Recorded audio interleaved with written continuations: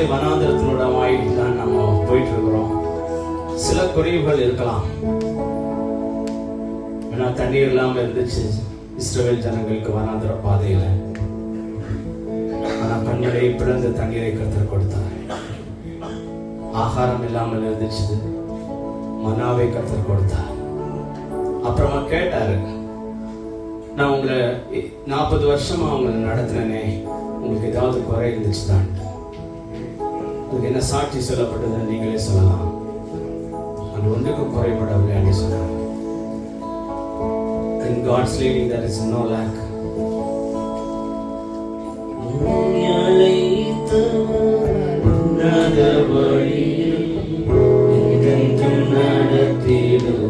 மனுஷ வழியில நம்ம யோசிச்சு பார்க்கலாம், அது சாத்தியமாகாது.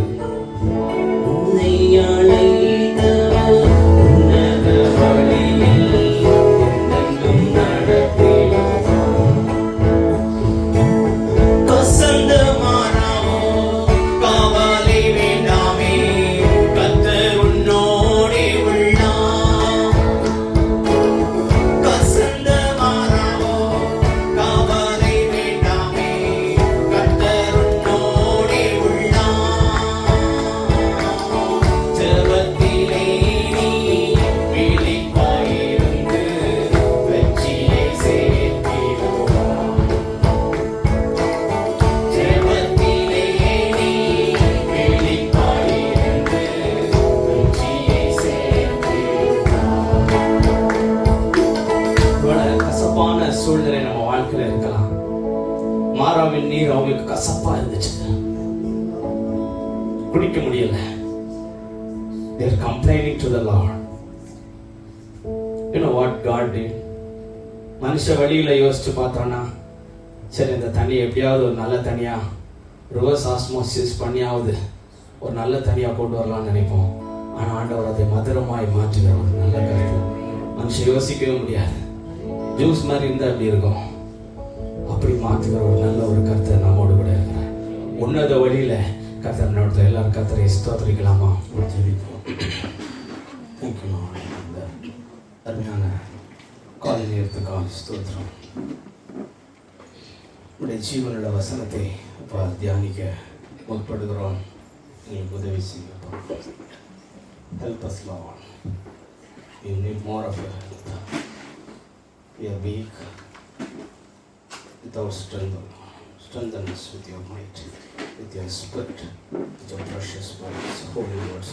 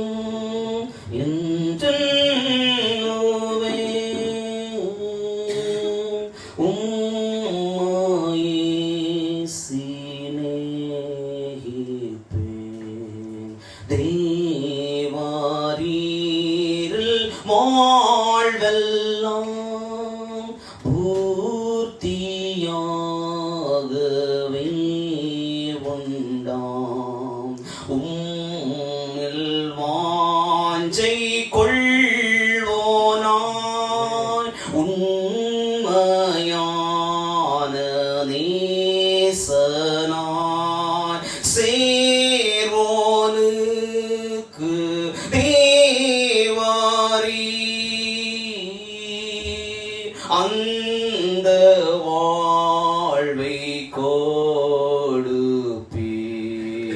ஆறுதலும் பூரிப்பும் ஜீவனும் மகிழ்ச்சியும் உம்மால் தானே என்றைக்கும் கூரைவின் நீரே அன்பின் காரணம்.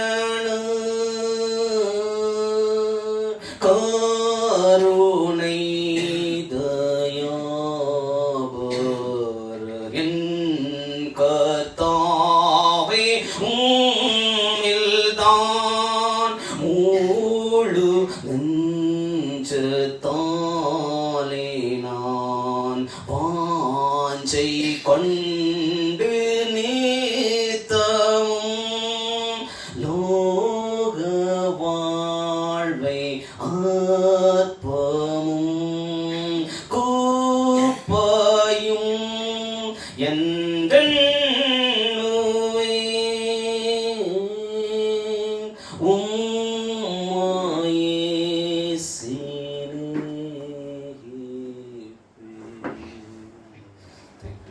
வார்த்தை நேரத்தில் ஹல்லேலூயா சத்தியத்தை அறியக்கூடாதபடி கிரியை செய்கிற அந்த கிரியில் இயேசுவின் நாமத்தில் கடித்து அப்புறப்படுத்தணும். If there is anything working against the word of God, rebuke in Jesus' name. Set them free. Have mighty work. Hallelujah. வல்லமையான கிரியை நடப்பித்து வசனத்தை புரிந்து கொள்ள முடியும். இப்போ எங்கள் கண்களை திறந்து அடியனை மறைத்து தாவனே other you reveal unto your people, O Lord. You reveal unto your people. உடைய ஜனம் புரியத்தக்க ரீதியில் ஆவியானவர் வெளிப்படுகின்றப்பா செயல்படுங்க. பிரேஸ் கேட்கிறோம் வல்லமையுள்ள பிதாவே. ஆமென். கர்த்தருடைய வசனத்தில் யோவான் எழுதின சுவிசேஷம் 10ஆம் அதிகாரம் 10-11 தெரிந்த வசனங்களை தியானிப்போம். John chapter 10 and 11.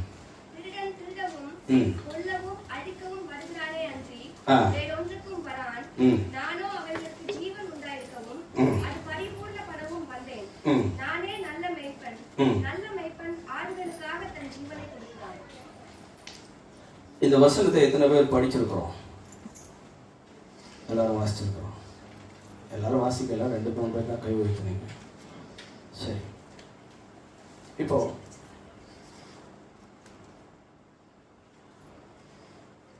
இங்கே திருடனை குறித்து நான் பேச வரவில்லை.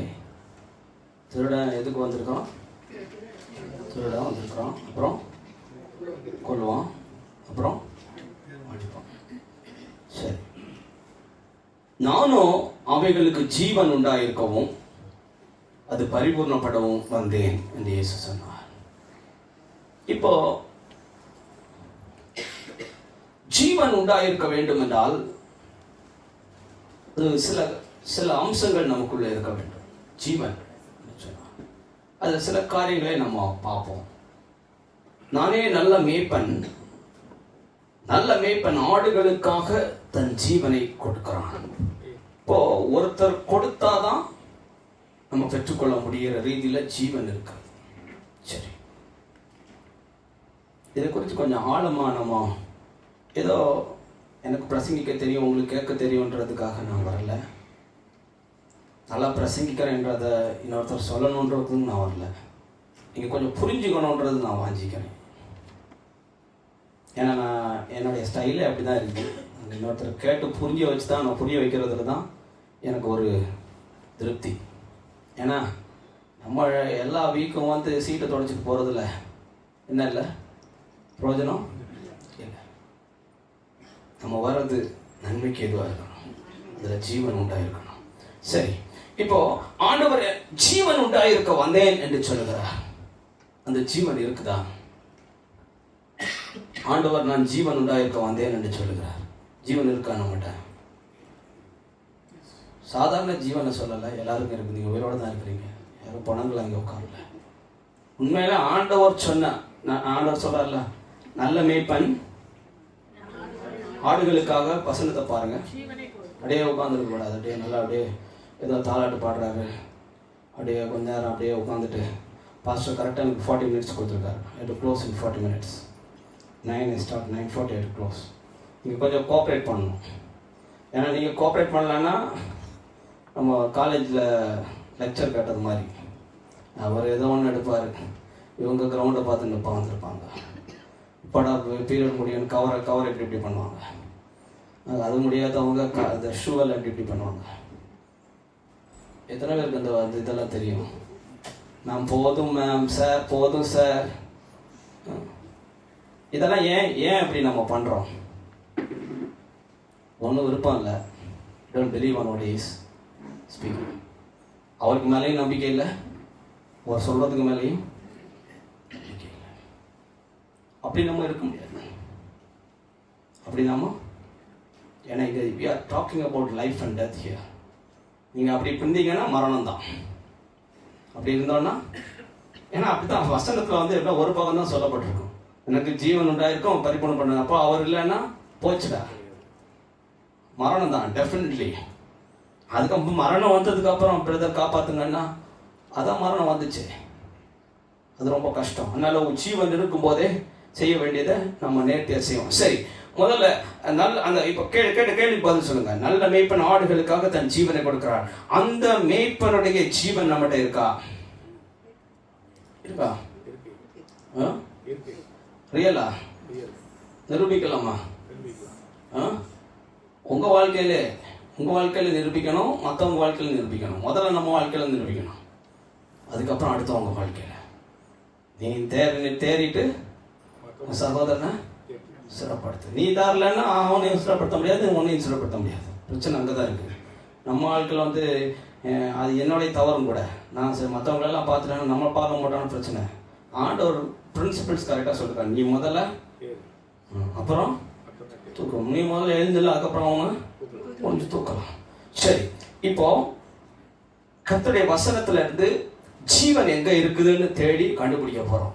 ஓகே, வேகமா எனக்கு ஒருத்தர் திருப்பி வேகமா படிக்கணும். ஏன்னா 40 நிமிஷத்துல நான் முடிச்சு I have to deliver the correct thing. Okay, உபாகமம் 32 46 47 வேகமா. Deuteronomy 32 46 47. நான் திருப்பல, somebody can scroll on quick. அவர்களை நோக்கி, இந்த நியாயப்பிரமாண வார்த்தைகளின் படியெல்லாம் உங்கள் பிள்ளைகள் செய்யும்படி கவனமாய் இருக்க நீங்கள் அவர்களுக்கு கற்பிக்கும்படி நான் இன்று உங்களுக்கு சாட்சியாய் ஒப்புவிக்கிற வார்த்தைகளை எல்லாம் உங்கள் மனதிலே வையுங்கள். இது உங்களுக்கு வியர்த்தமான காரியம் அல்லவே, இது உங்கள் ஜீவனாய் இருக்கிறது. நீங்கள் சுதந்திரத்துக் கொள்ளும்படி யோர்தானை கடந்து போய் சேரும் தேசத்தில் இதனால் உங்கள் நாட்களை நீடிக்க பண்ணுவீர்கள் என்றார். உங்க ஒரு முக்கியமான பிரின்சிபலை சொல்றாரு. ஐயா, நான் தான் உன்னை தெரிஞ்சுக்கிட்டேன், நீ அடிமையா இருந்த, நான் தான் உன்னை தெரிஞ்சுக்கிட்டேன், உன்கிட்ட பெர்மிஷன் கேட்கல. நானே வந்து நீ வாப்பா, நான் உன்னை எடுத்து இப்போ ஒரு நல்ல ஒரு தேசத்துல நான் உன்னை கொண்டு விடுறேன், நான் தான் தெரிஞ்சுக்கிட்டேன். ஆனா அது என்னுடைய இது. ஆனா இங்க உனக்கு ஒரு வேலையை தெளிவாக ஆண்டவர் சொல்லுகிறார். ஆனா நீ இந்த நியாயப்பிரமாண வார்த்தைகளின் படியெல்லாம் உங்கள் பிள்ளைகள் செய்யும்படி கவனமா இருக்க. அவங்க கவனமா இருக்கணும்னா நம்ம என்ன பண்ணணும்? அவர்களுக்கு கற்பிக்கணும். Teach. That means you should know to teach. You cannot teach what you do not know. உங்களுக்கு தெரியாத நீங்க டீச்சே பண்ண முடியாது. Any contradiction? உங்களுக்கு தெரியாததை மற்றவர்களுக்கு சொல்லிக் கொடுக்கவே முடியாது. அப்போ நமக்கு முதல்ல தெளிவாக அவருடைய வார்த்தைகள், நான் உங்களுக்கு சாட்சியை ஒப்புவிக்கிற வார்த்தைகள் எல்லாம் உங்கள் மனதிலே இருக்குதா? இருக்குதான் செக் பண்ணுவோமா? லாஸ்ட் வீக் என்ன பிரசங்கம் பண்ணாங்க? இப்படி ஆட்டக்கூடாது, என்னன்னு சொல்லணும், உள்ள இருக்க சப்ஸ்டியூஷன் வரணும். ஆவியானவர் லிமிட்லெஸ் டாபிக் அளவில்லாமல் கொடுக்கப்பட்டிருக்கிறாரு கிறிஸ்துவுக்கு. கிறிஸ்து நமக்கு கொடுத்திருக்கிறாரு. அப்புறம் வேற என்ன? ஒன்றும் வரலையே. புக் எடுத்தா தான் வரும். பாதி பேருக்கு புக்கும் கிடையாது. அது இன்னும் பிரச்சனை. உள்ளேயும் புக் இல்லை, வெளியிலையும் புக் இல்லை. அப்ப என்ன பண்றது? அங்க எழுதியிருக்கிறார் ஆண்டவர் 47 படிங்க. இப்ப நாம பண்றது எப்படி தெரியுமா இருக்குது? அது வியர்த்தமா இருக்குது. அது கொஞ்சம் ஆங்கிலத்தில் படிங்க. Somebody can read it in English, brother. அது தமிழோட கொஞ்சம் பெட்டரா இருக்குது. வியர்த்தமா இருக்குதுன்னா கொஞ்சம் எனக்கு கொஞ்சம் கஷ்டமா இருக்குது. For it is not a futile thing. It's not a futile thing. என்ன வெயின் திங் கிடையாதுயா. சும்மா பச்சையா பரவாயில்ல அப்படின்னு விடுறதுக்கு அது ஃபியூட்டைல் கிடையாது, அழிஞ்சு போகிறது கிடையாது. என்றென்றைக்கும் நிலைத்திருக்கிற ஜீவ வார்த்தையா. நம்ம எப்படி எடுக்கிறோம் பாருங்க. ஒரு பாயிண்ட் தான் நமக்கு ஞாபகம் இருக்குது. புக்கை தந்தா எல்லா பாயிண்ட் ஞாபகம் இருக்கும். ஆனால் நமக்கு உள்ள இருக்கணும்ல. என்ன சொல்றாரு? மனதிலே வைங்கன்னு சொன்னா, புக்கில் வைங்கன்னு சொல்லல. புக்கிலே வைக்கணும். புக்கில் வச்சுட்டு அப்புறமா என்ன பண்ணணும்? மனதுக்குள்ள ஏத்தணும். ஆவியானவர் வந்து கிறிஸ்து நமக்கு கற்று தந்ததை ஞாபகப்படுத்தி தருவாரு. நம்மளை எனேபிள் பண்ணுவார். நமக்குள்ள எல்லாம் இருக்குது, ஆனால் ஒருத்தர் எனேபிள் பண்ணணும். அப்பதான் ஒர்க் ஆகும். இதெல்லாம் நமக்கு சொல்லிக் கொடுக்கப்பட்டது. மனதில் இருக்குதா? அப்ப என்ன பண்ணியிருக்கிறோம்? உயர்த்தமான காரியமாக்கி இருக்கிறோம்.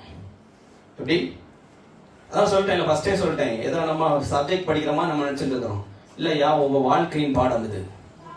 வாழ்க்கை, ஆனா வாழ்க்கை சம்பந்தப்பட்டதான். இது உங்களுக்கு உயர்த்தமான காரியம் அல்லவே, இது உங்கள் ஜீவனா இருக்கிறது ஐயா. வார்த்தை ஜீவன் இருக்குன்னு நம்ம புரிஞ்சுக்கிறோமா? நம்ம விளையாடுறோம். அது பாருங்க, அவருடைய தொடர்ந்து சொல்றாரு பாருங்க, ஆண்டவர் தான் தேசத்தை கொடுத்தாரு. ஆனா தேசத்துல நீ உயிரோட இருக்கணும்னா என்ன பண்ணணும்? நீங்கள் சுதந்திரித்துக் கொள்ளும்படி யோர்தானை கடந்து போய் சேரும் தேசத்திலே எதனால நீங்க நாட்களை நீடிக்க பண்ணுவீங்களா? எதனால? வார்த்தையினால. அப்ப இந்த வார்த்தை இல்லைன்னா நம்மளே குறுக்கிக்கிட்டோம். அதான் ஜீவன்ன்றது. இப்ப நாமளே குறுக்கிக்கணுமா? அதான் வாஞ்சிக்கிறோமா? இல்ல நாட்களை பெருக்கணுமா? உடனே சொல்லக்கூடாது ஆண்டவர் 33 வருஷம் தான் வாழ்ந்தாருன்னு. ஏன் அவர் 33 வருஷத்துல வேலையை முடிச்சாரு, நம்ம ஒண்ணுமே முடிக்கலையே. ஊர்ல சொல்லுவாங்க, குளிச்சு ஒரு குப்பை கூட எடுக்க மாட்டாங்க. நம்ம தான் ஜீவனுங்க. ஆண்டவர் ஜீவன் உண்டாயிருக்கும், அது பரிபூர்ணப்படும் வந்தேன்னு சொன்னாரு. அவருடைய வார்த்தை தான் ஜீவன். சரி, இதுக்கு இன்னும் கொஞ்சம் கூட தெளிவை ஆண்டவர் நீதிமொழிகளின் புஸ்தகம் 4, இதெல்லாம் பல முறை பிரசங்கிச்சிருக்காங்க. 20, 21, 22 படிக்கலாம். அதில் விளையாடுங்க, நாட்களை நீடிக்க பண்ணணும்னு நிறைய பேர் விரும்புறாங்க. பிரதர் வியாதி வந்துச்சு பிரதர், போய் சேர்ந்துருவோம் போல இருக்கு. சரி, நாட்கள் நீடிக்க பண்ணணுமா? ஒண்ணு பண்ணணும், வார்த்தை. மெடிசனுங்க. அடுத்த வருஷத்தை படிக்க தெரியும். என் மகனே என் வார்த்தைகளை கவனி. எப்படி கவனிக்கணும்? எல்லாத்தையும் போட்டு, டிவியை போட்டு, செல்போனை போட்டு, எல்லாம் போட்டுட்டு கூடவே இதை கவனிக்கணுமா? அடுத்த வசனம் பாருங்க, என் கவனி என்றாரு. அப்புறம் என்ன சொல்றாரு? வசனம் உன் செவியை நல்ல கேள்பா. என் வசனங்களுக்கு உன் செவியை சாய். அவைகள் உன் கண்களை விட்டு பிரியாதிருப்பதாக. உன் கண்களை விட்டு பிரியாதிருப்பதாகனா என்ன அர்த்தம்? கண்ணை மூடினீங்கன்னா அங்க வரணும். கண்ணு முன்னா என்ன வருது? பயம்தான் வருது. கண்ணை முன்னா என்ன வரணும்? வசனம் வரணும், வார்த்தை. அதான் கண்ணை விட்டு பிரியாது இருப்பதாக. அவைகளை உன் இருதயத்துக்குள்ளே காத்துக்கொள். அப்ப இருதயம் எங்க இருக்குங்க? நீங்க கண்ணால பார்த்து காதால கேட்கறது ஃபர்ஸ்ட் வந்து ஒரு லெவல்ல போகும். அதை திருப்பி ஓட்டினீங்கன்னா எங்க போகும்? இருதயத்துக்குள்ள போயிடும். நம்ம ஓட்டுறதே இல்லையே, வேற ஏதோ ஓட்டின்னு இருக்கோம்னு நினைக்கிறேன். அதனாலதான் வேற ஏதோ வருது, வசனம் வர மாட்டேங்குது. வேற ஏதாவது கேட்டு பார்ப்போமா? வேற என்ன கேட்கறது? 2 நாளைக்கு முன்னே என்ன சாப்பிட்டீங்கன்னு கேட்கலாமா? அதுவுமே ஞாபகம் இருக்காது. ஏன்னா எனக்கு ஞாபகம் இல்லை. நமக்கு என்ன பிரச்சனைன்னா, ஆண்டவர் ஏதோ பிரஷியஸ்ன்னு சொல்றாரோ அதுல நமக்கு மரியாதை கிடையாது. இஸ்ரவேல் என்னை விரும்பல. இஸ்ரவேல் என்னை, அவனுக்கு நம்ம மேல என்ன அக்கறை? நமக்கு தான் அப்படின்றாரு. அப்ப இங்க பாருங்க, என் வசனங்களுக்கு உன் செவியை சாய். அவங்க கண்ணை விட்டு பிரியாது இருப்பது, அவங்க இருதயத்துக்குள்ளே காத்துக்கொள்ளணும். ஆண்டவருடைய வார்த்தை. இந்த வார்த்தையை நான் என்ன பண்ணக்கூடாது? நான் மீறக்கூடாது. இந்த வார்த்தைக்கு நான் என்ன பண்ணணும்? மரியாதை கொடுக்கணும். ஏன்னா வானத்தையும் பூமியும் படைத்த ஆண்டவர் எல்லாத்தையும் எப்படி படைத்தாரு? வார்த்தையினால படைச்சாங்க. அந்த வார்த்தை உங்களுக்கு தந்திருக்கிறாரு. அப்ப அதுக்கு எவ்வளவு மரியாதை கொடுக்கணும் நம்ம? அது வேத்தமான காரியம் கிடையாதுங்க, அது உங்க ஜீவன். ஆண்டவர் சொன்னாரு, நானே வழியும். அந்த ஜீவன் எப்படி வரும்? வார்த்தை. வார்த்தை மூலமா அந்த ஜீவன் வருது. சரி, ஓகே. அப்புறம் இங்க பாருங்க, அவைகளை கண்டுபிடிக்கிறவர்களுக்கு அவைகள் ஜீவனும். இப்ப வார்த்தையை கொடுத்துட்டாரு. அப்படியே டைரக்டா ஜீவன் சொல்லியிருந்தா கொஞ்சம் நல்லா இருந்திருக்கும். சரி, எப்படியா தூக்கி உள்ள வச்சுக்கலான்ட்டு. அவர் என்ன சொல்றாருன்னா, நீ உட்காந்து கண்டுபிடிக்கிறதுனா என்னங்க? தேடுறது தான் கட்டடைவான். You seek and you find. நான் பலருக்கு சீக்கிங்கே கிடையாது. கொஞ்சம் உண்மையா சொல்லுங்க பார்ப்போம். நான் உண்மையாக ஒத்துப்பேன், எனக்கு பழைய சீக்கிங்கெல்லாம் இல்லை. எனக்கு கொஞ்சம் கம்மியாயிடுச்சு. பசங்களெல்லாம் பார்த்து, குடும்ப வேலையெல்லாம் பார்த்து, உலக வேலையெல்லாம் பார்த்து எனக்கு கொஞ்சம் லோ ஆயிடுச்சு. ஆனால் உங்களுக்கு நீங்கள் யோசிச்சு பார்க்கணும். ஆண்டவரை ரட்சிக்கப்பட்ட போது இருந்த சீக்கிங் இருந்துச்சு தான். எங்க வசனம் கிடைச்சாலும் போயிடுவேன், எங்க வசனம் கிடைச்சாலும் எழுதிடுவேன், படிப்பேன், தியானிப்பேன். அந்த சீக்கிங் இருக்காச்சு. If you seek you will find. என்னை தேடுகையில் சும்மா கண்டடைய முடியுமா? அதை கண்டுபிடிக்கிறவர்களுக்கு ஜீவன். யாருக்கு ஐயா ஜீவன்? வார்த்தை தான் ஜீவன். ஆனால் டைரக்டர் ஸ்பூன் ஃபீடிங் கிடையாது. You have to two your own homework. You have to two your own. வேத வாக்கியங்களை ஆராய்ந்து பாருங்கள். ஆராய்றது லேசான வேலை நினைக்கிறீங்களா? The toughest job is a pastoral job. Now why it's tough to take the word of God, meditate it, analyze it, research it, and then deliver it to the people. It's very tough. We take it very lightly. Even you can do an earthly job and go. It's easy. உலக வேலை செய்கிறது ரொம்ப easy. This is a serious matter. We are dealing with life and death here. So கர்த்தருடைய வசனத்தை நீங்கள் தியானித்து then you have to come to an understanding. You have to come to a clarity so that others' minds will also receive the same clarity. இப்போ கர்த்தருடைய மனுஷன் என்பது விளையாட்டு கிடையாது. You have to respect because it is very tough, very very tough to gain understanding in the word of God. கர்த்தருடைய வசனத்தை டைரக்டா படிக்கிறவங்க ஏக பேர் இருப்பாங்க. பைபிளை 100 தடவை படிச்சவங்க ஏக பேர் இருப்பான். பைபிள் ஸ்காலர்ஸ் இருப்பாங்க. That is not great thing. ஏன்னா அது உலக புத்தகம் மாதிரி இன்னொரு புத்தகத்தை படிச்சிருக்கோம், ஒரு ஹிஸ்டரி மாதிரி படிச்சுட்டு போயிடலாம். அப்படியே அல்ல. ஆவியானவர் இணைத்து கொடுக்கிறதை சரியா புரிந்து ஜனங்களுடைய பிரயோஜனப்படும்படி எடுத்து சொல்வது என்பது அரிதான காரியம். It's a tough thing. That is why most pastors don't have an earthly job, because it is hard to handle that. Very hard. சரி, இப்ப பாருங்க, கண்டுபிடிக்கிறவங்களுக்கு தான் ஜீவன் உண்டாயிருக்கும். You have to seek and find it. இது என்ன சத்தியம்? இது கர்த்தர் என்ன சொல்லி இருக்கிறார்? எனக்கு என்ன சொல்றாரு?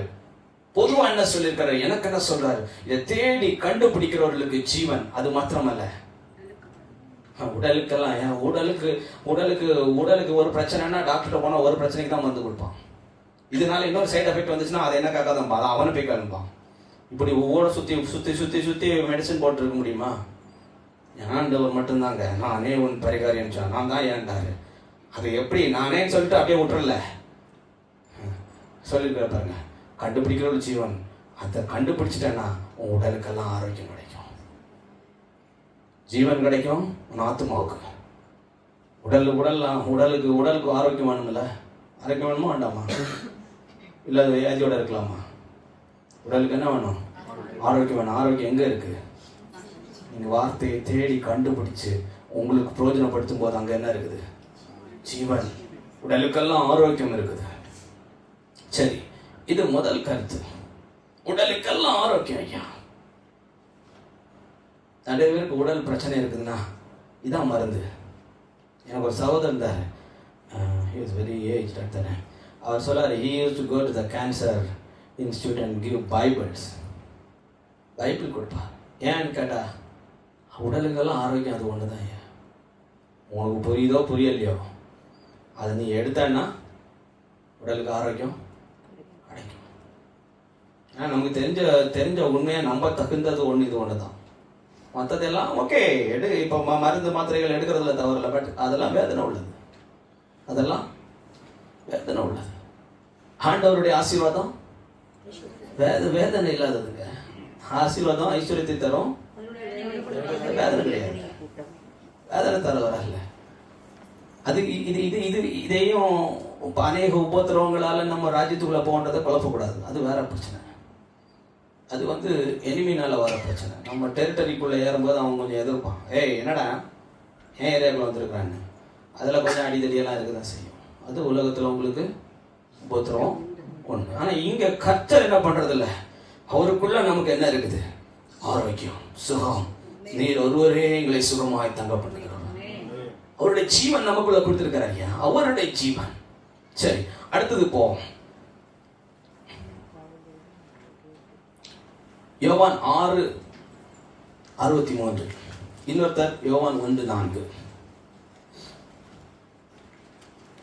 இது பழைய ஏற்பாடுல நான் இவ்வளவு நேரம் சொன்னேன். இப்ப நம்ம புதிய ஏற்பாடு போறோம். ரெண்டையும் பேலன்ஸ் பண்ணி கொண்டு போனோம். பழைய ஏற்பாடையே இங்க தூக்கின்னு வரக்கூடாதுன்றது பலருடைய கருத்து. ஆவியே உயிர்ப்பிக்கிறது, மாம்சமானது ஒன்றுக்கும் உதவாது. நான் உங்களுக்கு சொல்லுகிற வசனங்கள் ஆவியாயும் ஜீவனாயும் இருக்கிறது. அப்போ ஆண்டவர் சொல்றார் பாருங்க, முதல்ல வார்த்தையை குறித்து தெளிவான விளக்கத்தை உங்களுக்கு கொடுத்தேன். இங்க ஆண்டவர் இருக்கிறதுல best person, the best master ever is teaching himself. என்ன சொல்றாரு? நான் பேசுகிற இந்த வார்த்தை ஆவியாயும் ஜீவனாயும். ஆவியை குறித்து கடந்த வாரத்திலே உங்களுக்கு தெளிவாக விளக்கப்பட்டது. இப்ப ஜீவனை குறித்து பேசிட்டு இருக்கோம். ஆவியை குறித்து வேணும்னா நீங்க வீடியோல போய் பாருங்க. ஜீவனை குறித்து இங்க இருக்குது. அப்போ ஆண்டவர் சொல்றாரு அது ஜீவனா இருக்குது. யோவான் 1:4 படிங்க.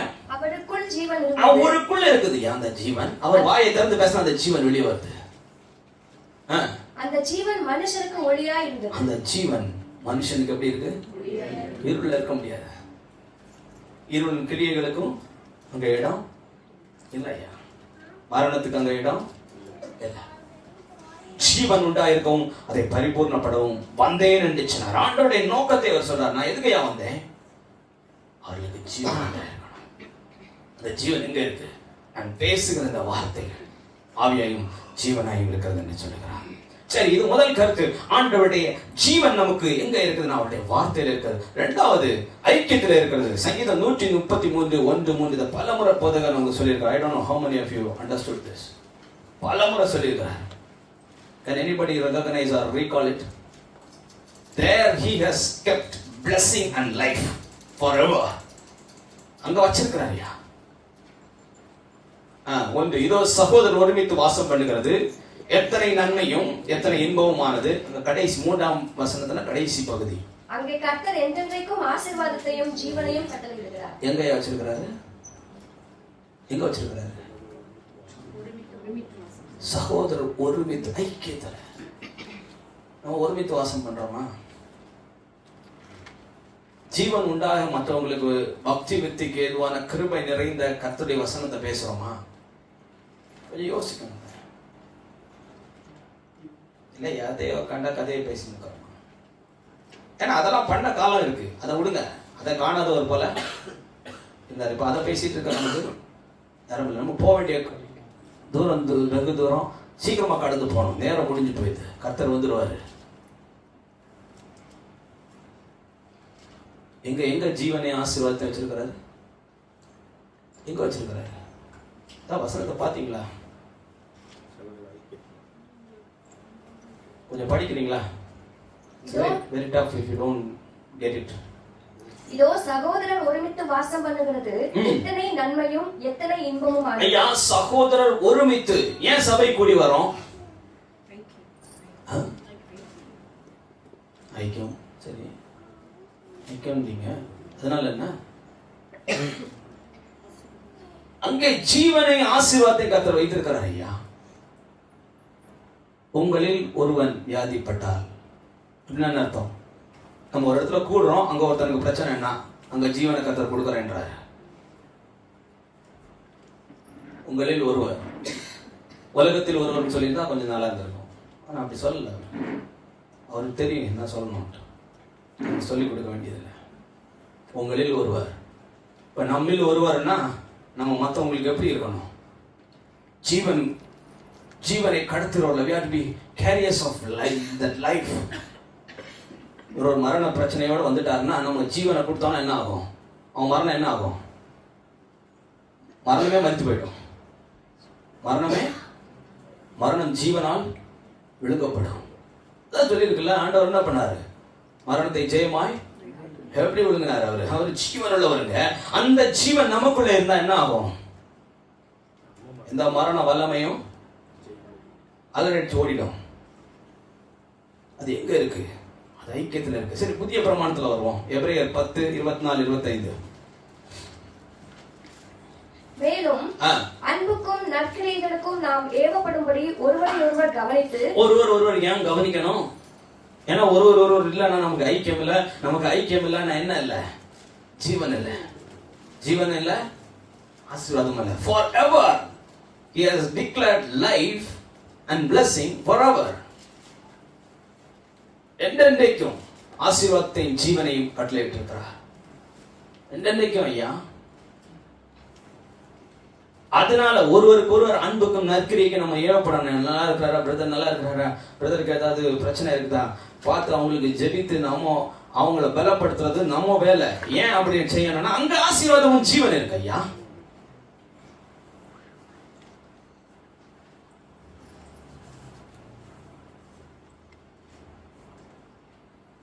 இப்படி சபை கூடி வருவதை சிலர் விட்டு விடுறது போல சிலருக்கு வேற மாதிரி யோசனை வந்துடுது. நம்ம கொஞ்சம் ஹீரோ மாதிரி யோசனை வந்துச்சுன்னா என்ன ஆயிடும், நம்ம அங்கெல்லாம் போக மாட்டோம். நம்ம ஆண்டவர் டைரக்டர் நடத்துறாருன்னு சொல்றாங்க. அது என்ன பார்த்தால வசனத்துக்கு ஒத்து இருக்கணும் எதை செய்தாலும். அப்போ ஆசீர்வாதத்தையும் ஜீவனையும் கர்த்தர் வைத்திருக்கிறார் ஐயா. ஜீவன் இருக்கிறது. சபை கூடி வருதல் என்ன இருக்குது, ஜீவன் இருக்கு. ஒருமனப்படணும். பூமியில 2 பேர் ஒருமனப்பட்டாலே பிதாவினால் அது ஆகும். ஆகுதா? ஒருமனப்பட்டா ஆகும். ஒருமனப்படணும் இல்ல. நமக்கு ஐக்கியத்தின் வேலைன்னு இருக்கு. சாப்பாடுலாம் கொடுக்குறாங்க. ஐக்கியப்படுறோமா? நான் முயற்சி பண்றேன். கொஞ்சம் கஷ்டமா தான் இருக்கு. கொஞ்சம் ஐக்கியம் என்பது உள்ளதுன்னு சொல்லணும். அதுதான் இருக்குது ஐக்கியம். அப்போ ஒரு உண்மையான ஒரு கரிசனை இருக்கணும். ஒரு கர்த்தருடைய வார்த்தை நமக்கு தெரிந்தா நம்ம மற்றவங்களுக்கு சொல்லி கொடுக்கணும். அங்கதானே ஜீவன் இருக்குது. அந்த வார்த்தையில தானே ஜீவன் இருக்குது. அதுதானே அவனுக்கு பிரயோஜனமா இருக்கும். மற்ற என்னதான் சொன்னாலும் அழிந்து போகுதே, நம்ம முன்னாடியே அழிந்து போகுது. சரி, 1 யோவான் 1:7 படிக்கலாம். அவர் ஒளியில் இருக்கிறது போல நாமும் ஒளியிலே நடந்தால் ஒருவரோடு ஒருவர் ஐக்கியப்பட்டிருப்போம். ஐயா, அவர் வெளிச்சமா இருக்கிறார். வெளிச்சத்தின் பிள்ளைகளாய் நடந்து கொள்ளும்படி நம்மளை அழைத்தார். அவர் ஒளியில இருக்கிறது போல நாமும் ஒளியில இருந்தா எப்படி இருப்போம்? அப்ப ஐக்கியம் எப்போ பிரச்சனை வருது? கொஞ்சம் ஒரு இருட்டுக்குள்ள நடந்துட்டோம்னா என்ன வந்துருது? ஐக்கியத்துல என்ன வந்துருது? பிரச்சனை. We have trouble in fellowship if you go in dark places. நீங்களே உங்களை வாழ்க்கையை பார்த்துக்கணும். இருள்ல போகக்கூடாது. இருள்ல வெளிச்சத்துல நடக்கணும். ஏன் வெளிச்சத்துல நடக்கிறதுனா என்னையா? யாரும் சொல்ல முடியுமா? உண்மையா இருக்கணும். வெளிச்சம்னா வேற என்ன? வெளிச்சம்னா உள்ளதை உள்ளதனமும் இதுக்கு மேல ஏதாவது வெளிச்சம் இருக்குது தானே? அதான் உண்மை. வெளிச்சத்தின் பிள்ளைகளாய் நம்ம உள்ளத்துல நம்ம in our deep motives, in our thoughts, in our imagination, everything we should be true to the living God. என்னை ரட்சித்தவரும் என்னை ஆட்கொண்டவருக்கு நான் உண்மையாய் இருப்பது வெளிச்சத்தில் நடப்பது. சரி, அப்ப வெளிச்சத்திலே நடப்போமானால் ஒருவரோடு எப்படி இருப்போம்? ஐக்கியமா இருப்போம். ஐக்கியத்துல என்ன இல்லை? பிரச்சனை இல்லை. ஒருவரோட ஐக்கியமா இருந்தோம்னா என்ன நடக்கும்? அவருடைய அங்க படிங்க, அவருடைய குமாரனாகிய இயேசு கிறிஸ்துவின் ரத்தம் இப்போ ரத்தத்துக்கு வந்துட்டோம். இப்போ ரத்தத்துக்குள்ள வந்துட்டோம். சரி, இது it leads to me the third point. அவருடைய ரத்தத்துல ஜீவன் இருக்குது. முதல்ல சொன்னேன் அவருடைய வார்த்தையில ஜீவன் இருக்கு. ரெண்டாவது சொன்னேன் ஐக்கியத்துல ஜீவன் இருக்கு. கடைசியா ரத்தம். இப்ப ரத்தத்தை குறிச்சு கொஞ்சம் ஆழமா போனோம். இது வார்த்தையையும் ஐக்கியத்தையும் சொன்னது மாதிரி சொன்னோம்னா வேலைக்காகாது. கொஞ்சம் தயாரா இருந்துக்கோங்க. ரத்தத்துக்கு கொஞ்சம் என்ன வேணும்? கொஞ்சம் ஆழம் போகணும்.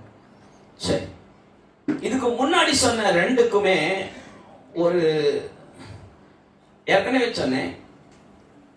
ஆண்டவர் ஒன்ன ஜீவன் சொன்னார்னா அது இல்லைன்னா மரணம். இது நீங்க தெளிவா இருக்கணும். கர்த்தருடைய வார்த்தைய எடுன்னா அதை வியர்த்தமா நினைச்சிட்டேன்னா மரணத்தை கொண்டு வந்துட்டேன்னு அர்த்தம். நாட்கால குறைச்சிட்டேன்னு அர்த்தம். புரியுதுல்ல?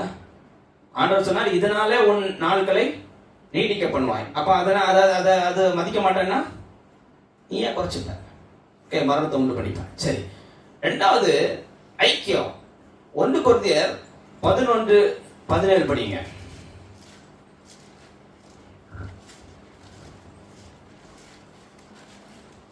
கொரிந்தியர் 11:17. உங்களை புகழாமல் இதை குறித்து உங்களுக்கு கட்டளை கொடுக்கிறேன். நீங்கள் கூடி வருதல் நன்மைக்கு ஏதுவாய் இராமல், நீங்கள் கூடி வருதல் நன்மைக்கு ஏதுவாய் இராமல் தீமைக்கு ஏதுவாய் இருக்கிறது. எப்படி இருக்கு? நம்மளை எதுக்கு கூடி வர சொன்னாரு? ஜீவனும் ஆசீர்வாதம் உண்டாபடி கூடி வந்தாரு. நம்ம ஆட்கள் எப்படி வந்திருக்காங்க? எப்படி வந்திருக்காங்க? நம்மள மாதிரி வந்திருக்காங்க. நான் சொல்றாரு நன்மைக்கு ஏதுவாய் இராமல் தீமை. அப்ப என்ன அர்த்தம்? இன்னொரு கூடி வருதல் இருக்குது. அது என்ன பண்ணும்? அது தீமையை உண்டு பண்ணும். ஆண்டவர் என்ன பண்ண? ஆசீர்வாதம் ஜீவனை வச்சுக்கிறேன்னு அங்க தெளிவா சொல்லி இருக்கிறாரு. அப்போ அதுக்கு ரிவர்ஸ் என்ன வரும்?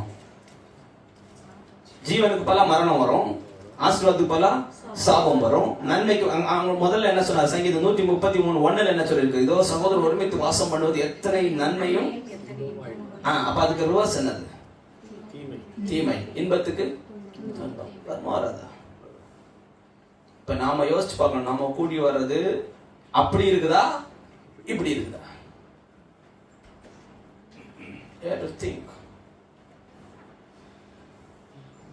think a lot. நம்ம சார்ஜிங் இப்போ எப்படி சர்க்யூட் இருக்குன்னா எல்லாமே கண்டக்ட் பண்ணணும் ப்ராப்பரா. அப்பதான் சர்க்யூட் ஒர்க் ஆகும். ஒன்னு எர்த் அடிச்சிச்சுன்னு வச்சுக்கோங்களேன், எல்லாம் போச்சு, ஃபியூஸ் அடிச்சு. நம்ம ஷார்ட் சர்க்யூட்டா இருக்கிறோமா இல்ல கரெக்டா கண்டக்ட் பண்றோமா? யோசிச்சு பாருங்க. சரி, வேகமா பண்ணும். 10 minutes close. Okay, cooperate please. சரி, இப்போ இந்த ரத்தத்துக்கு வரோம். ரத்தத்துல ஜீவன். ஆதியாகமம் 2:15-17 வரைக்கும் படிக்கலாம். தேவனாகிய கர்த்தர் மனுஷனை ஏதேன் தோட்டத்தில் அழைத்து கொண்டு வந்து அதை பண்படுத்தவும் காக்கவும் வைத்தார். சரி. தேவனாகிய கர்த்தர் மனுஷனை நோக்கி, நீ தோட்டத்தில் உள்ள சகல விருட்சத்தின் கனியையும் புசிக்கவே புசிக்கலாம், ஆனாலும் நன்மை தீமை அறியத்தக்க விருட்சத்தின் கனியை புசிக்க வேண்டாம், அதை நீ புசிக்கும் நாளில் சாகவே சாவாய் என்று கட்டளையிட்டார். இங்க பாருங்க, ஆண்டவர் என்ன செய்யறார்? மனுஷன் நோக்கி, நீ தோட்டத்தில் உள்ள சகல விருட்சத்தின் கனியையும் புசிக்கவே புசிக்கலாம், ஆனாலும் நன்மை தீமை அறியத்தக்க விருட்சத்தின் கனியை புசிக்க வேண்டாம், அதை நீ புசிக்கும் நாளிலே சாகவே சாவாய். அப்போ ஏற்கனவே சாவு என்று ஒன்று இருக்கதான் செய்யுது. என்ன? அது ஒன்ன பிடிக்கும்ன்றார். இப்ப உனக்கு அது சம்பந்தம் இல்லாம இருக்குது. இப்ப நீ இதை செஞ்சானா என்ன ஆகும்? அது உனக்குள்ள ஏறிடும்ன்றாரு. அப்போ என்ன நடக்குது? என்ன நடந்தது? புசித்தாங்களா? புசிக்கலையா? புசிட்டாங்க. புசிச்சவன என்ன நடக்கும்? என்ன நடக்கும்னு சொன்னாரு? மரணம் வந்துடும். மரணம் வந்துச்சா? இன்னைக்கும் வந்துச்சா? இன்னைக்கு நம்மகிட்ட இருக்குதா? எப்படி வந்தது நமக்கு? வசனம் படிக்கலாமா? ரோமர் 5:17 வேகமா. ரோமர் 5:17. அல்லாமலும் ஒருவனுடைய மீறுதலினாலே அந்த ஒருவன் மூலமாய் மரணம் ஆண்டு கொண்டிருக்க. ஒருவர் தான் மீறுதல் பண்ணாரு, ஒருவருக்கு தான் கட்டளை கொடுத்தாரு, அந்த ஒருத்தர் மீறுதல் பண்ணாரு. அவருக்குள்ளாக நம்ம இருந்தோம். அந்த ரத்தத்தின் வழியா என்ன வருது? அப்படியே வருது மரணம். வருதா? வரலையா? இல்ல நான் செக் பண்ணணுமா? எல்லாருக்கும் தெரியுது இல்ல? சரி, இப்போ இந்த ரத்தத்துல அது ஊறி இருக்கு. இப்போ இதுல இருந்து நம்ம தப்பிக்கணும். என்ன பண்ணலாம்? ஒரு மனுஷனுக்கு விஷம் ஏறிடுச்சு, பாம்பு கடிச்சுன்னா என்ன பண்ணுவாங்க? ஸ்டேட் என்ன சிஸ்டர்? இல்ல நான் டாக்டர் கிடையாது, நீங்க டாக்டர்னா நீங்க சொல்லி கொடுங்க. எனக்கு தெரிஞ்ச வரையில அந்த ரத்தத்தை வெளியேற்ற பார்ப்பாங்க, வேற ஒரு ரத்தத்தை கொடுப்பாங்க, அந்த விஷத்தை அந்த ரத்தத்துல இருந்து நீக்க ட்ரை பண்ணுவாங்க. அதுக்குரிய எல்லா இதையும் செய்வாங்க. அதுக்கு நமக்கு தெரிஞ்ச மெத்தடு இன்னொரு நல்ல ரத்தத்தை உள்ள கொடுப்பதுதான். கொடுத்தா என்ன ஆகும்? அந்த ரத்தத்துல இருக்கிற ஜீவன் இந்த நச்சுத்தன்மையை என்ன பண்ணும்? வெளியே தரும். இப்படிதான் பண்ண முடியுமே தவிர எனக்கு தெரிஞ்ச ரீதியில, நான் ஒன்றும் டாக்டர் கிடையாது, don't get me wrong, I am an engineer, so எனக்கு அந்த டாபிக் பற்றி தெரியாது, but this is how I understand. Okay, இப்போ இந்த மரணம் ஒருவனாலே எல்லாருக்குள்ள வந்துருச்சு. இப்போ இந்த மரணத்துல இருந்து நம்மள என்ன பண்ணணும்? விடுதலை ஆகணும். இது ரத்தத்துல இருக்குது. ரத்தத்துல இருக்குதா? நான் பல முறை யோசிச்சிருக்கிறேன். நான் சின்ன பிள்ளையா இருக்கும்போது, why I am sinning, why am I lying, அந்த பயங்கரமா போய் சொல்வேன். அப்புறமா யோசிப்பேன், ஏன் நம்ம போய் சொல்றோம்? why do we need to lie? ஏன் யாராவது யோசிச்சு பார்த்துருக்கீங்களா? why do we sin? ஏன் நம்ம செய்யணும்? ஏன் செய்யாம இருக்கக்கூடாது? அப்படி யோசிச்சானாலே ஆன்சர் வந்து நமக்குள்ள அந்த ரத்தத்துல இருக்குது. ரத்தத்துல மற்றவங்கள தப்பா பண்றது, தப்பா பார்க்கறது, பேசுறது எல்லாம் எங்க இருக்குது? ரத்தத்துல இருக்கு. சரி, இப்ப இந்த ரத்தத்தை இதுல இருந்து விடுதலை இயேசு கிட்ட வந்தவன கிடைக்குது. ஏன்? அவரோட ரத்தத்துல அப்படிப்பட்டது இல்லை. doesn't have that kind of nature in his blood. His blood is pure. சரி, பழைய ஏற்பாட்டுல ஆண்டவர் இதுக்கு என்ன சொல்லி இருக்கிறார்? இப்ப இந்த பிரச்சனை இன்னொன்னு முக்கியமான காரியத்துக்கு நம்ம வருவோம். ஒரு தவறு செய்யறோம். ஒரு தவறு செஞ்சோம்னா எங்க ஆக்சுவலா பிரச்சனை ஆகுது? சரீரத்திலயா? சரீரத்துல பிரச்சனை ஆகுறதை குறித்து சொல்லப்பட்டிருக்கு. அதை ஒரு படிச்சிடலாம். 1 கொரிந்தியர் 6:18. வேசித்தனத்திற்கு விலகி ஓடுங்கள். மனுஷன் செய்கிற எந்த பாவமும் சரீரத்திற்கு புறம்பாய் இருக்கும். எல்லா பாவமும் எங்க இருக்குது? சரீரத்துக்கு. எல்லா பாவமும் எங்க இருக்கு? அப்ப சரீரத்துல இல்ல. ஓகே, அப்ப அது எங்க இருக்குது? அது ஆத்துமால இருக்கு. அது சரீரத்துல இல்ல. அப்ப அது எங்க இருக்குது? ஓகே, அது ஒண்ணு கேட்போம். படிங்க சிஸ்டர். வேசித்தனம் செய்கிறவனோ தன் சுய சரீரத்திற்கு விரோதமாய் பாவம் செய்கிறான். இந்த ஒண்ணு மட்டும் தான் என்ன சொல்றாரு? சரீர சம்பந்தப்பட்டது. இது சரீரத்தை டைரக்ட். அப்ப இப்ப நம்ம சரீரம் தான் எக்ஸ்டர்னல். ஓகே, இதுக்குள்ள நமக்கு சோல், இதுக்குள்ள ஸ்பிரிட்ல இருக்கிறோம். அப்போ இந்த சரீரம் எக்ஸ்டர்னல்ல தான் நம்ம இருக்க முடியும். ஓகே, இதுக்கு கேடு இழைக்கிறது என்னது? வேசித்தனம். ஓகே, நல்லா விளங்கிக்கோங்க. இது ஒரு பாவம்.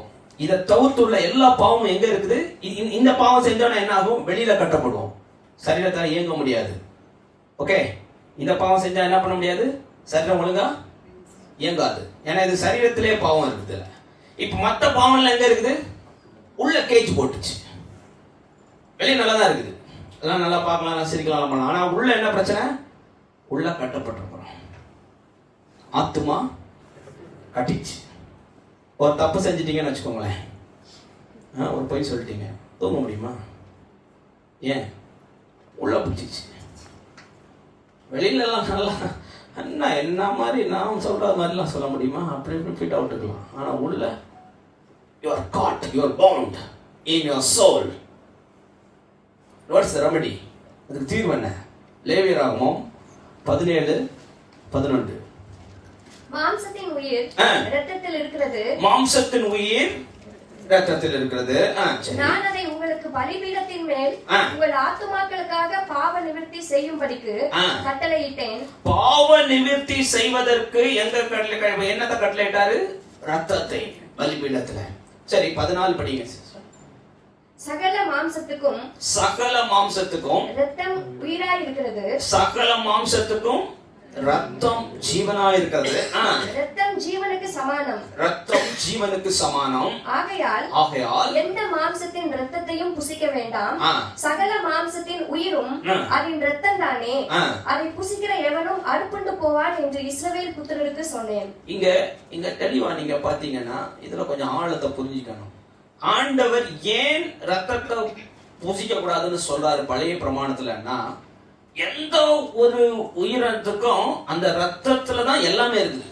இப்ப நமக்குமே ரத்தத்துல தான் இருக்கு. ஒரு பிரச்சனைனா என்ன பண்றாங்க? ஒரு 2 நாள் 3 நாள் ஃபீவர் இருந்துச்சுன்னா என்ன பண்றான்? Blood test. என்னங்க, இங்கதான் இருக்குது மேட்டர். அப்போ அது ஜீவனும் அங்கதான் இருக்குது. இப்ப நமக்கு ஒருத்தருக்கு விபத்து ஆயிடுச்சு, செத்து போக கிடக்குறாருன்னா என்ன பண்ற? பிளட் அடிக்கணும்ன்றாங்க. நமக்கு நல்லா இருக்கிறவங்கள்ட்ட இந்த ஜீவன் அங்க கொடுக்கணும். அவன் சாவ கிடக்குறான், அவங்க நம்ம கொடுக்குறோம். இப்ப இதுவும் ஜீவன் எங்கிருந்து வருது? இந்த பிளட்ல இருந்து அங்க போகுது. சரி, இப்போ ஒருத்தருக்கு வியாதி வந்துச்சு, பிரச்சனைனாலும் அந்த பிளட்டை தான் எடுக்கிறான், எடுத்து டெஸ்ட் பண்ணி பார்க்கறான். அப்போ ஆண்டவர் சொல்றாரு, எப்ப எந்த உயிரினத்துக்கும் என்னது இருக்கு, ரத்தத்தை என்ன பண்ணாத, பிரச்சனை அதுலதான் இருக்குது, அதுக்கு இருக்கிற எல்லாம் உனக்குள்ள டேரக்டா சாப்பிட்டுருவேன், அதனால என்ன பண்ணாத, அதை நீ தொடாத, அது நீ எங்க ஊற்றிடு, எத்தியா இப்படி விட்டுரு, அது கீழே போயிடும், அப்புறம் மாம்சத்தை புசிக்கலாம்னாரு. அப்போ நம்ம எதுல புரிஞ்சிக்க வேண்டியது என்னன்னா, இப்ப பிளட் டிரான்ஸ்ஃபர் பண்ணா கூட எங்க ஆபீஸ்ல எல்லாம் மெயில் வரும், கண்டிஷன் கீழே போட்டுப்போம், உனக்கு சிக்கன் பாக்ஸ் இருக்கக்கூடாது, அது இருக்கக்கூடாது, இது இருக்கக்கூடாது, அவன் தான் வரணும், உனக்கு வெயிட் இவ்வளோ இருக்கணும். அப்ப எதுக்கு ஜீவனை கொடுக்க வேண்டும் என்றால் எனக்கு என்ன இருக்கணும், ஜீவன் இருக்கணும். ஆண்டவர் சொன்னார், ஆடுகளுக்கு நான் ஜீவனை கொடுக்க வந்தேன். ஐயா,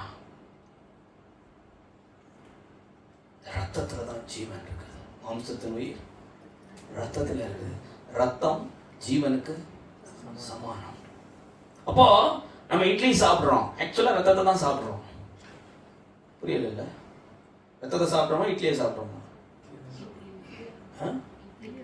இட்லியை தான் சாப்பிடுறோமா, அப்புறம் ரத்தம் இல்லையா, ரத்தம் தானே சாப்பிடுறோம், தானே ரத்தம் தானே சாப்பிடுறோம். ராஜிக்க புரியல இல்ல, உள்ள போய் ரத்தம் ஆயிடுது, ரத்தத்துக்குள்ள கலந்துருது இல்ல சாப்பிடுற உணவு. அப்போ அதனாலதான் சாப்பிடாம இருந்தா என்ன ஆயிடும், போய் சேர்ந்துடும். ஹார்ட் ப்ராப்ளம், பிரெயின் ப்ராப்ளம், அதெல்லாம் அடுத்த பிரச்சனை, அதெல்லாம் ஆர்கன்ஸ் தான், உள்ள ஓடுறது ரத்தம். அது போச்சுன்னா ஹார்ட் எல்லாம் பக்காவா இருக்குது, ஹார்ட் பிரெயின் எல்லாம் பக்காவா இருக்கு, உள்ள இருக்கிறது போயிடுச்சு, ஏதோ ஆயிடுச்சு, ஏதோ பாக்டீரியா பிடிச்சிச்சு, என்ன ஆகும், அதுதான். அப்போ அப்போ எல்லாரும் சொல்றது போல இருதயம் தான் முக்கியம், பிரெயின் தான் முக்கியம், அதெல்லாம் முக்கியம் தான், அதை விட ரொம்ப முக்கியம் ஒண்ணு இருக்கு, ரத்தம். அப்ப இந்த ரத்தத்தை ஆண்டவர் என்ன சொல்றாரு, நான் உனக்கு கொடுத்தப்பா. எதுக்கு கொடுத்தேன், இப்போ நீ தவறு பண்ணிட்ட, நீ உள்ள கட்டி இருக்கிற, உன்னை ரிலீஸ் பண்ணணும்னா என்ன பண்ணணும், இந்த ரத்தம் ரிலீஸ் பண்ணணும். இப்படி ஒரு மெத்தட் ஆண்டவர் வச்சிருந்தாரு பழைய பிரமாணத்துல. ஆனா புதிய பிரமாணத்துல வெகு வித்தியாசம். அதனால யோசிக்கூட, we took it last week. இந்த ரத்தத்தினாலாகிய புதிய உடன்படிக்கை, he gave his own blood, drink. அங்க பழைய பிரமாணத்துல என்ன பண்ணக்கூடாது, don't touch it.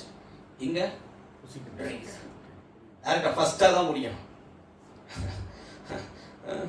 ஃபர்ஸ்டே என்ன சொல்றாரு, அங்க தொடவே கூடாது, அதை வெளில ஊற்றணும், அதை என்ன பண்ணணும், ஒன்றும் பண்ணணும். இங்க புதிய பிரமாணத்துல ஆண்டவர் என்ன சொல்றாரு, ஜீவன் கிடையாதுப்பா, என் ஜீவன்பா, எனக்கு வியாதி கிடையாது, எனக்குள்ள எந்த இருளும் கிடையாது, எனக்குள்ள எந்த விஷமும் கிடையாது, எனக்குள்ள எந்த வாதோ, எந்த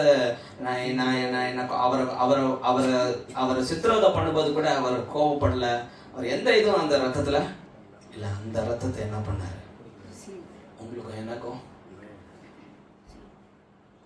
அடுத்த வாரத்துல கர்த்தருடைய வார்த்தையை சொன்ன தாசன் ஒரு காரியத்தை சொன்னாரு. இந்த டேபிள் குறித்து ஒன்று சொன்னாரு, யாராவது சொல்ல முடியுமா? He didn't give the table, but after he was preaching, he was talking something about the table. Anybody?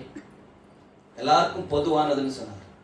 மனுஷன் பங்கு போடுவான், இது அவனுக்கு, இது ஸ்பெஷல் பீப்புள், விஐபி பீப்புள், இது நல்லா படித்தவங்க, நல்லா ஐஏஎஸ்ல இருக்கிறவங்க, இது இவர் ஐடியில் இருக்கிறவர், இவர் அதில் இருக்கிறாரு, இவர் அதில் இருக்கிறாரு, இவர் ஈபியில் இருக்கிற பிரதர், இப்படி எல்லாம் பிரிப்பான். ஆண்டவருடைய பந்தி மட்டும் ஏன், அது ஜீவன். எப்போ யோசிப்பேன், எந்த பிரமாணத்திலையுமே, எந்த பிரமாணம் எடுத்துக்கிட்டாலும் சரி, அந்த பெதஸ்தா குளத்தருகையில இருந்தவங்களும் சரி, பலவான் தான் முந்திக்க முடியும், பலவான் தான் முந்திக்க முடியும். அது உலக பிரமாணம், சர்வைவல் ஆஃப் த ஃபிட்டஸ்ட். ஆண்டவர் தான் அப்படி கிடையாது. ஜீவன் உண்டாயிருக்கவும் பரிபூர்ணப்பட ஐயா, எல்லாருக்கும் சரிசமமா, நீங்க ஒன்றும் முந்திக்க வேண்டாம், நீங்க ஒன்றும் காம்படிஷன் போட வேண்டாம், நீங்க எனக்கு திறமை இருக்குது, நான் ஒன்றும் பாடி பில்டர், நான் அப்படிலாம் தேவையில்லை.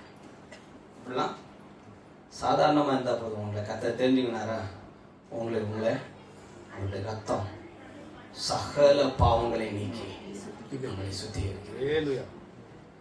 சரி, டைம் வந்துட்டேன். இப்போ இந்த ரத்தத்தை நம்மகிட்ட கொடுக்கும்போது அந்த ஜீவன் நமக்குள்ள வந்து பாருங்க, எல்லாம் மரண வல்லமைகளும் வெளியே தரும். இதனால வியாதி இல்லாம இருக்க முடியும். நான் கேள்விப்பட்டிருக்கிறேன், முன்னாடி சொல்லுவாங்க, மனைவி சொன்னாலும் யார் சொன்னாலும் தெரியல, there were times when they gave communion daily, when there was sickness rampant. எல்லா இடத்துலையும் வியாதி இருக்கும்போது they were continuously giving communion. கம்யூனியனுக்கு ஒரு கண்டிஷன் இருக்கு, you cannot take it unworthily. நீங்க சோதிச்சு பார்க்கணும், நான் கர்த்தருடைய பாத்திரமா நடக்கிறேன்னா, அவருடைய இல்லைன்னா அவருடைய சரீரத்தையும் ரத்தத்தையும் குறித்து குற்றம் உணர்றேன். இதனாலே நீங்கள் அநேகர் வியாதிப்பட்டிருக்கள், அநேகர் மரித்து இருக்கிறார்கள். இப்போ நமக்கு என்ன பிரச்சனைன்னா, ஜீவனை கொடுத்திருந்தாலும் விளையாட முடியாது. You cannot be light, you cannot take it light. அதான் ஃபர்ஸ்டே சொன்னேன், வேர்டையும் லைட்டா எடுக்க முடியாது, ஐக்கியத்தையும் லைட்டா எடுக்க முடியாது, ரத்தத்தையும் லைட்டா எடுக்க முடியாது. அதுக்கு ஒரு கண்டிஷனை சொல்லி முடிக்க விரும்புகிறேன். எபிரேயர் அதுக்கு முன்னாடி 1 கொரிந்தியர் அதுக்கு வசனத்தை பார்த்துட்டு முடிச்சிடலாம். மத்தேயு 26, 27, 28 படிங்க.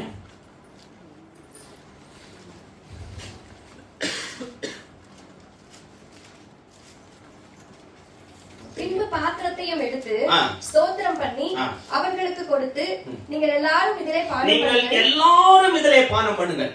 பட்சபாதம் இல்லை. நல்லா இதுல உலகத்தாருக்கு சில பிரச்சனை இருக்குது. என்னன்னா, என்ன இதை உங்களுக்கு மட்டும்தான் கொடுப்பாங்களா? அது அவங்களுக்கு மட்டும்தான், அது அவருடைய சரீரத்துக்கு மட்டும்தான். எங்க பிளட்டு கரெக்டா புரிஞ்சுக்கணும்னு வச்சுக்கோங்களேன். இப்ப என்னுடைய பாடியில இருக்க பிளட்டு என்னுடைய அவயவங்களுக்கு மட்டும்தான் போகுதா, இல்லை வெளியே பாயுதா? அதுக்கு மட்டும்தான். Know things correctly. நீங்க அவயவமா சேர்க்கப்பட்டீங்க. இப்ப இதுல இன்னொரு அவயம் இப்படி வந்துச்சுன்னு வச்சுக்கோங்க, அதுக்கும் போகும். தவிர்த்து அந்த மாதிரி கிடையாது. அதே மாதிரி தான் கர்த்தருடைய பந்தியும், அவர் யார அவரோட சேர்த்துக்கிறாரோ, ஒரு இடத்துல படிச்சேன், here the body of Christ meets.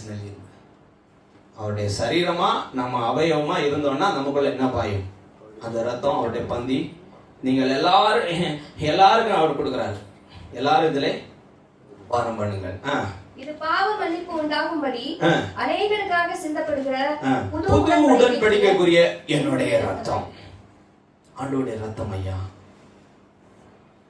நீங்க ஞானஸ்தானம் பெற்று அவரோடு உடன்படிக்கை பண்ணி இந்த பந்தியில சேர்வீங்கன்னா உங்க வாழ்க்கை வேற மாதிரி இருக்கும்.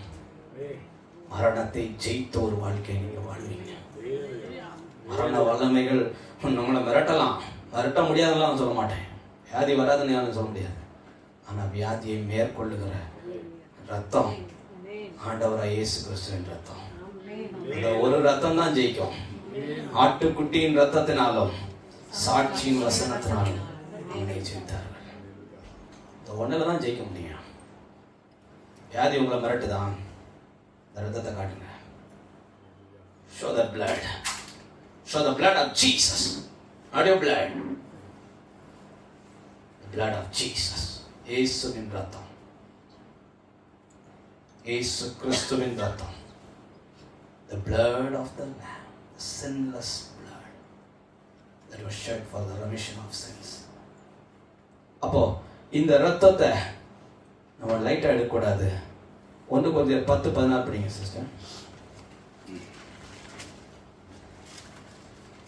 நாம் ஆசீர்வாதத்தின் பாத்திரம், ஆண்டவர் எடுத்து அதை நீங்க புசிங்கன்னு, அதை குடிங்கன்னு எல்லாருக்கும் கொடுத்தாரு. இப்ப நம்ம அதை பண்றோம். நாம் ஆசீர்வதிக்கிற இந்த பாத்திரம் கிறிஸ்துவனுடைய ரத்தத்தின்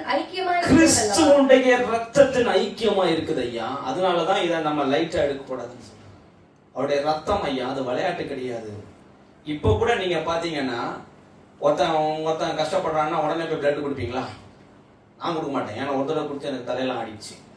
இப்போ 50 கிலோ கூட இல்லை, 40 கிலோ. பசங்கள்லாம் ரொம்ப உஸ்பேத்தி, என்ன பிரதர் நீங்கெல்லாம் பெரிய ஆள் அப்படி இப்படின்னு சொல்லி போய் படுக்க போட்டு நம்ம பிளட்லாம் எடுத்து முடிச்சதுக்கு அப்புறமா நமக்கு கை காலெல்லாம் வேற மாதிரி ஆயிடுச்சு. அதனால அது நடந்து ரொம்ப வருஷம் இருக்கும். ஆனால் அதுக்கப்புறம் நமக்கு அதில் ஒரு இதுதான்.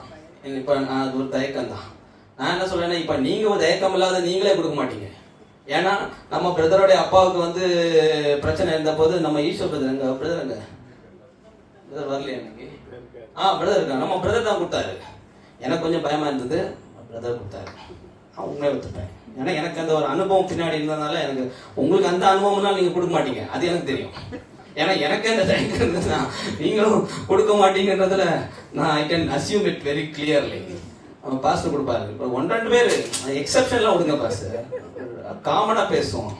எக்ஸப்ஷன்லாம் கான்சர் ஆக முடியாது, காமனா பேசணும். நீங்க இப்போ போவோம், இப்போ நம்ம லைன் கிளப்புக்கு போவோம்னு சொன்னா வருவீங்களா? போய் கொடுத்துருவோம். இப்போ ராஜா பாஸ்டர் வருவார், நீங்க கொடுங்க பாஸ்டர், உங்களாம் பேசவே இல்லை, வேற ஆளுவாங்க.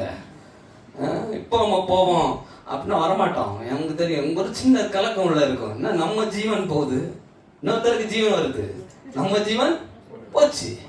கொஞ்ச நாள் என்ன பிரதர், 6 மாசம் ஆச்சா பிரதர்? அவருக்கு தான் தெரியும். திருப்பி அந்த இதெல்லாம் ரீக்ரியேட் ஆகிறதுக்கு 7-8 மாசம் ஆச்சு. அது சிஸ்டருக்கு தான் தெரியும். அவர் எப்படி அவர் கஷ்டப்படுறது. ஓகே, அப்போ அது கொஞ்சம் பிரச்சனையானது தான். சரி, ஏன்னா அது பிரச்சனை இல்லைன்னா இப்போ யாருமே எனக்கு பிளட் வேணும்னு கேட்டுருக்க மாட்டாங்கல்ல, எல்லாம் கொடுத்துருப்பாங்கல்ல. அது கொஞ்சம் சிக்கலானது தான். ஆனால் ஆண்டவர் அப்படி இல்லையா? ஐயா ஓகே ஓகே, அது பிரதர் எப்படின்னா உங்கள் சொந்தக்காரங்கள்ட்ட கூட்டுங்க, சொந்தக்காரங்க ஒன்னே கொடுத்துருவாங்க பார்த்துங்க. சொந்தம் பந்தம் எல்லாம் இங்கே இதில் கிடையாது. ஜீவன் கொடுக்கறத என்ன கிடையாது, பேச மாட்டோம். ஆமாம், சொந்தமே இல்லைன்னு சொல்றேன்பா. என்ன பிரச்சனை இங்க நம்ம கிட்ட இருக்கு. ஆனா ஆண்டவர் அப்படி இல்லையா, உனக்கு சொந்தமே இல்லாதவர் அவரு. ஆனா உன்னை சொந்தப்படுத்தி கொள்ளும்படியாக ரத்தத்தை சிந்தினார். அந்த அன்பை விடாதையா, அந்த அன்புல நிலைத்திருங்க, அந்த அன்புல கர்த்தருக்காக வாழுங்க. இந்த வார்னிங் படிச்சு முடிச்சோம். எபிரேயர் 9, 12, 13, 14. இன்னொருத்தர் எபிரேயர் 12, 24. இன்னொருத்தர் 2 பேதுரு 2, 20, 21. வெள்ளாட்டுக்கடா, இளங்காளை இவைகளுடைய ரத்தத்தினாலே அல்ல. இந்த மாதிரி காலை இதெல்லாம் சொன்னாரு ஆண்டவர் தான். இந்த காலை எல்லாம் ரத்தத்தை எல்லாம் சிந்தனைனா உனக்கு கொஞ்சம் விடுதலை கிடைக்கும், கொஞ்சம் ஃப்ரீ ஆகும். அப்புறம் திருப்பி பிடிச்சுக்கும். என்னாகும், கொஞ்சம் ஃப்ரீ ஆகும். உள்ள நம்ம கேட்டு தந்த மாதிரி இருக்கும். கொஞ்ச நாள் ஆனவங்க என்ன ஆகும், திருப்பி கேட்க முடியும். ஆனா இங்க ஒருத்தர் என்ன பண்றாரு, அப்படிங்க நம்முடைய சொந்த ரத்தத்தை கொடுத்தாரு, டோட்டல் ஃப்ரீ. குமாரன் உங்களை விடுதலை ஆக்கினார். உள்ளதான் கட்டி இருந்தது, ஆத்துமா தான் கட்டப்பட்டிருந்தது. Set free, set free. அப்படின்னா என்ன, மொத்தமா விடுதலை. கொஞ்சம் கொஞ்சம் அப்படி விட்டு பிடிக்கிறது இல்ல. அது விளையாட்டு கடை அதெல்லாம் எப்படி பண்ணும், விளையாட்டு கடை இளங்காலை இதெல்லாம் என்ன பண்ணும், அது கொஞ்சம் கொஞ்சம் அப்படி ரிலீஸ் பண்ணி விடும். இது அப்படி கிடையாது, சொந்த ரத்தத்தினால. பாருங்க, விளையாட்டு கடை தீட்டுப்பட்டவர்கள் மேல தெளிக்கப்பட்ட கடாரியின் சாம்பலும் சுத்திகரிப்பு உண்டு பண்ணிச்சு, அதுவே சுத்தம் பண்ணிச்சு. அதை சுட்ட அந்த சாம்பல் எடுத்து பூசுறோம். அதை இன்னைக்கு நம்ம ஆட்கள்லாம் பூச்சி நடக்கிறாங்கன்னு எனக்கு தெரியல, நல்லா பூசுறாங்க. ஆனால் பூசினா அது என்ன பண்ணும், சுத்திகரிப்பு உண்டு பண்ணிச்சு. அப்போ பண்ணிச்சு, அது டெம்பரரி. அது வந்து நிழல், நெஜம் ஆண்டவருடைய ரத்தம்.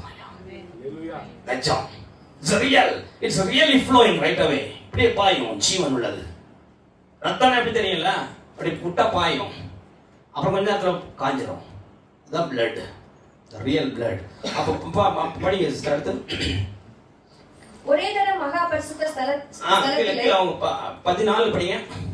நித்திய ஆவியினாலே தம்மை தாமே பழுதற்ற பலியாக தேவனுக்கு ஒப்பு கொடுத்த கிறிஸ்துவனுடைய ஐயா, அது உனக்கு ஜீவனை மாத்திரம் கொடுக்கல, ஒரு ஜீவன் கிடையாது.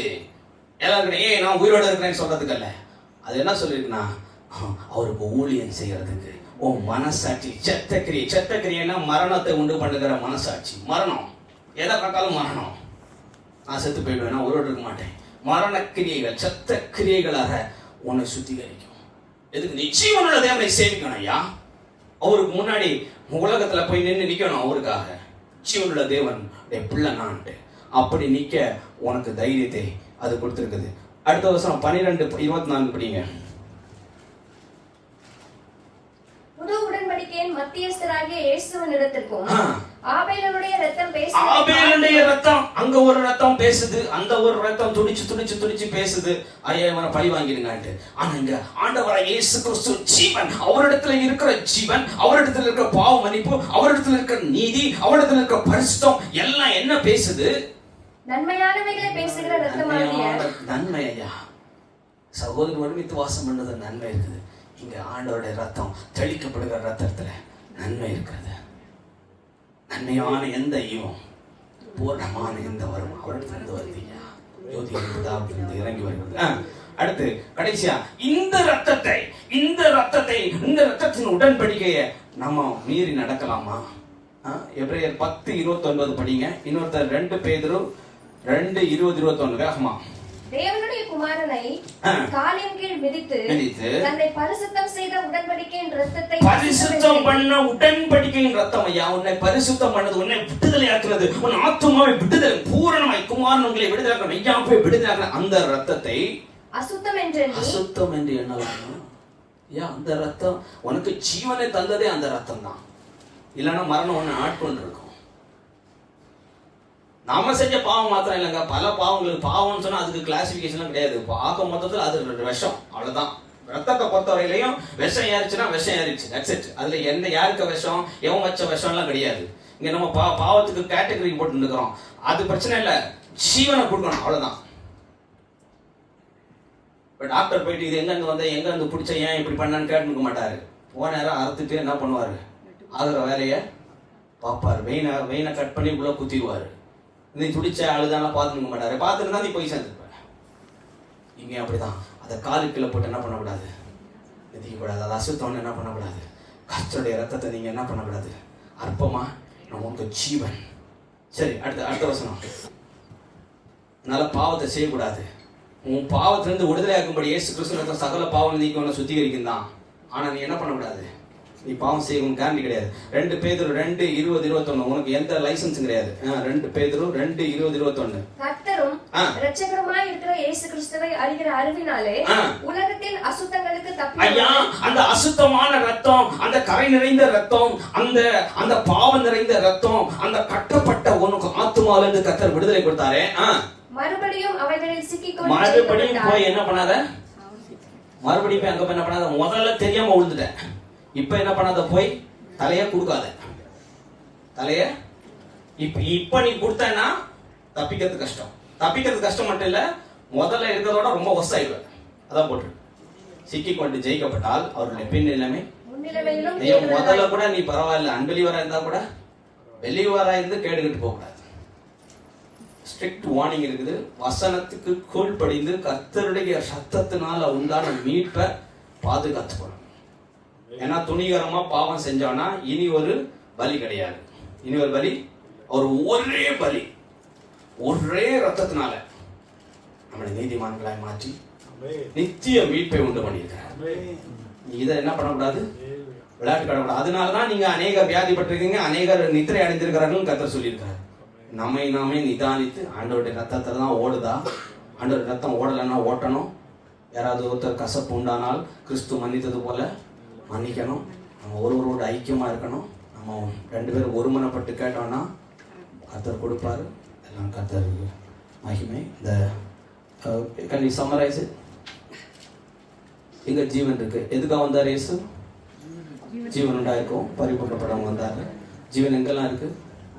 வார்த்தையில இருக்கு, ஐக்கியத்துல இருக்கு, கர்த்தத்துல இருக்கு. வீட்டுல போய் தொடர்ந்து தியானிங்க. கர்த்தர் பெரிய காரியங்கள் சொல்லுவோம்.